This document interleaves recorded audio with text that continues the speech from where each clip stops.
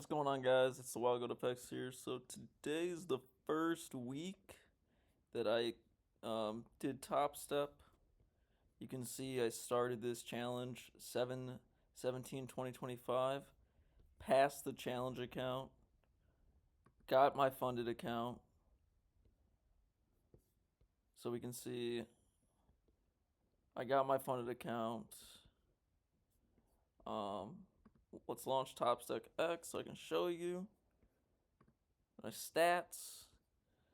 So in 1 week of being going from non-funded to funded account, we're up $722. That basically pays for the challenge, that pays for the activation fee.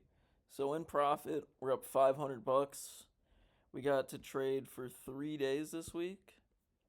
We ended up losing our first trade, and then we made it back a little bit later in the day.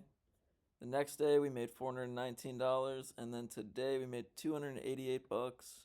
I accidentally misclicked, entered a trade, and then I took another trade, made $325 profit. So overall, the Top Step platform, I would say it's very nice, very easy to use.